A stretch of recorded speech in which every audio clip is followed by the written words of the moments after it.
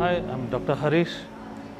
I'm an anesthetist, intensivist. Been working in this hospital for the last 20 years. These testing times are very difficult to sustain. How long we don't know, but this has been a very deadly second wave. Entire country is going through difficult times.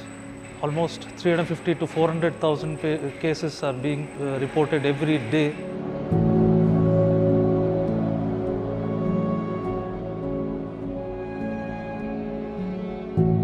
Professionals in India really trying their best.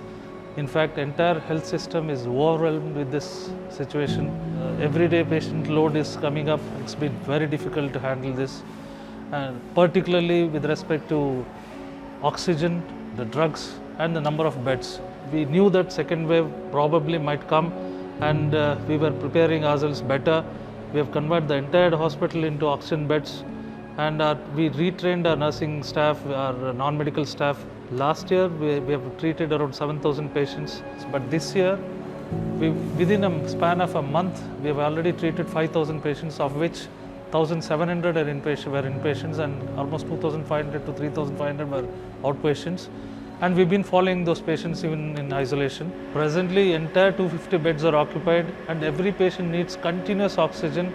We never seen such consumption of oxygen ever. So this has been taking toll on all the patients and as well as the healthcare professionals. We're almost 450 of us, medical and non-medical, working round the clock, and we don't know what time we come and what time we go. And this has been taking toll on our both physical and mental health. Without adequate oxygen supply and of course safety material for our professionals who've been working here, it will be difficult to treat patients efficiently. So that will be the drawback. So we desperately need those.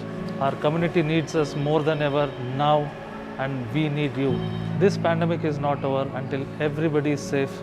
So please join hands with us. Let the humanity win.